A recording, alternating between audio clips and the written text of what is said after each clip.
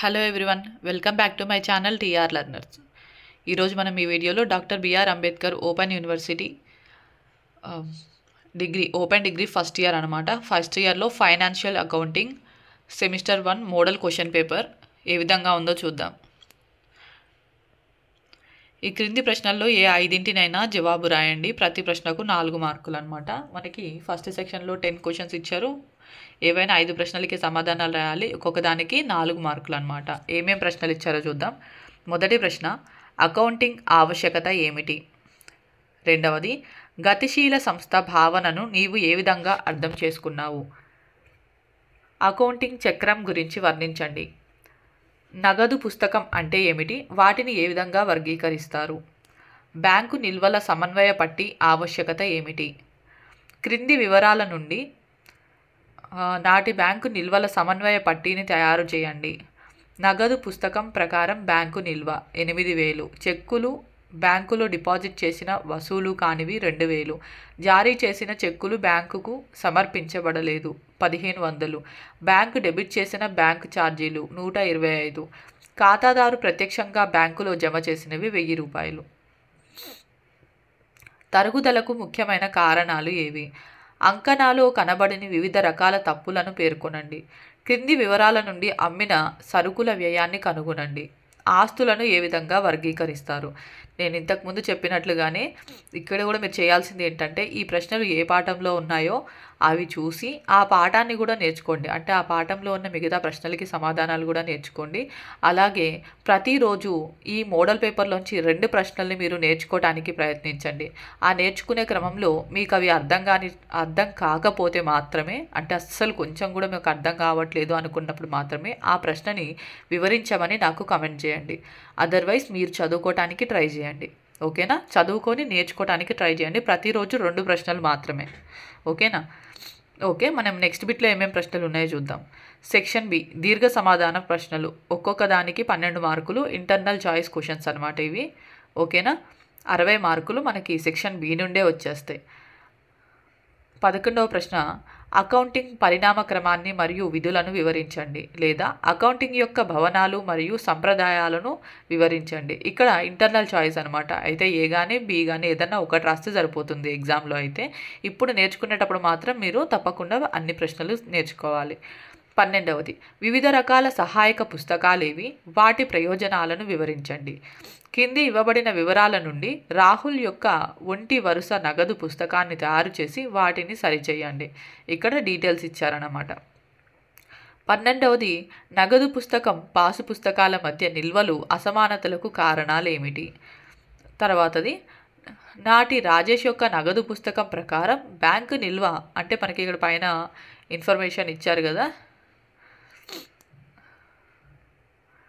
నాటి రాజేష్ యొక్క నగదు పుస్తకం ప్రకారం బ్యాంకు నిల్వ 8,500. పాసు పుస్తకం నగదు పుస్తకం సరిచూసినప్పుడు కింది వివరాలు వెల్లడి అయ్యాయని మనకు కొన్ని డీటెయిల్స్ ఇచ్చారన్నమాట.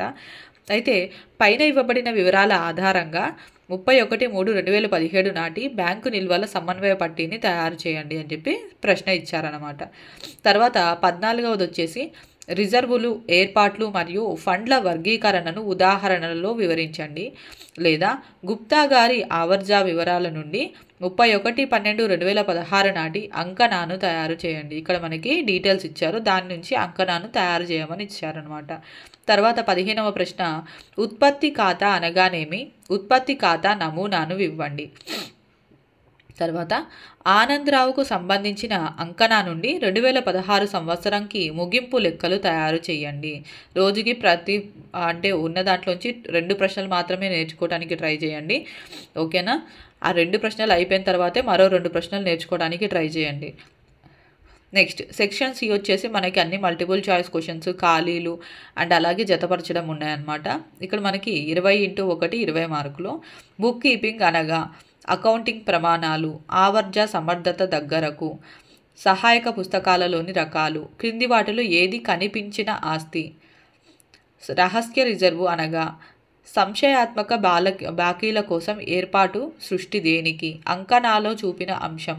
ఉన్న భవనాన్ని ఉన్నతీకరించడానికయ్యే ఖర్చులు అనగా రద్దు చేయబడిన వ్యయాలు మరియు నష్టాలు. ఇవన్నీ మల్టిపుల్ చాయిస్ కాబట్టి ఎగ్జామ్లో ఒకవేళ మీకు డౌట్గా ఉన్నా సరే మీరు తప్పకుండా ఏనో బీనా సీనా డీనా అనేది ఏదో ఒకటి గెస్ చేసైనా సరే రాయడానికి ట్రై చేయండి. కానీ ఇలాంటివి మాత్రం రాయకుండా వదిలేయటం మాత్రం చేయొద్దు. ఎందుకంటే మనకేం నెగిటివ్ మార్క్స్ లేవు కదా, అంటే మనం ఏమైనా రాంగ్ రాస్తే మనకేం మార్కులు తీసేయారు కదా. కాబట్టి ఇలాంటివి మాత్రం ఎగ్జామ్స్లో రాసేటప్పుడు అస్సలు లీవ్ చేయొద్దు.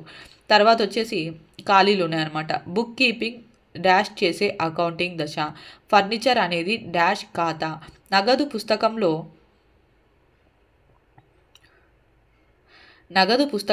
నగదు డాష్ మరియు నగదు చెల్లింపులు. స్థిర వాయిదాల పద్ధతిని డాష్ తరుగుదల పద్ధతిగా పిలుస్తారు. 5వది తప్పుగా ఉపయోగించిన బుక్ కీపింగ్ సూత్రాన్ని డాష్ అంటారు. జతపరచండి. ద్వంద్వ అంశాల భావన, వాస్తవిక వ్యయం, తుది పద్దుల పుస్తకం, సింకింగ్ ఫండ్, ప్రాథమిక ఖర్చు. వాయిదా చేయబడిన రాబడి వ్యయం, ఆస్తి తగ్గుదలను పూరించుట, ఆవర్జ, ఆస్తులకు సంబంధించినవి, ఆదాయం ఆర్జించుటకు ఖర్చు.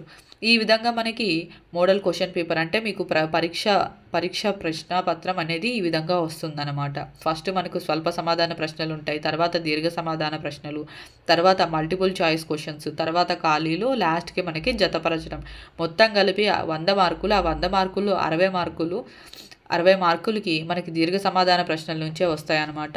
మిగతా 40 మార్కుల్లో 20 మార్కులు మనకి పార్ట్ బి లాగా అంటే మల్టిపుల్ చాయిస్, ఖాళీలు, జతపరచడం ఉంటుంది. 20 మార్కులకేమో మనకి స్వల్ప సమాధాన ప్రశ్నలు ఉంటాయన్నమాట. కాబట్టి ఇక్కడ మీరు బాగా గుర్తుపెట్టుకోవాల్సింది ఏంటంటే దీర్ఘ సమాధాన ప్రశ్నలు మనకి చాలా ఇంపార్టెంట్. అంటే లాంగ్ ఆన్సర్స్ అవి నేర్చుకుంటేనే మనం ఈజీగా పాస్ అయిపోవచ్చు. ఓకేనా? ఇంకా ఏమన్నా డౌట్ ఉంటే కమెంట్ సెక్షన్లో కమెంట్ చేయండి. వీడియో నచ్చితే లైక్ చేయండి, షేర్ చేయండి అండ్ సబ్స్క్రైబ్ చేసుకోవడం మాత్రం మర్చిపోవద్దు. అండ్ అలాగే మీకు కావాల్సిన వీడియోస్ ఏమన్నా కావాలి అనుకుంటే, పర్టికులర్గా ఒక సబ్జెక్టు, ఒక లెసన్ మీకు ఎక్స్ప్లెయిన్ చేయాలి అనుకుంటే మన ఛానల్లో జాయిన్ ఆప్షన్తో జాయిన్ అయ్యి మీ సబ్జెక్ట్, మీ క్లాస్ మొత్తం అన్ని డీటెయిల్స్ కూడా కామెంట్ చేయండి. ఓకేనా? Thank you all.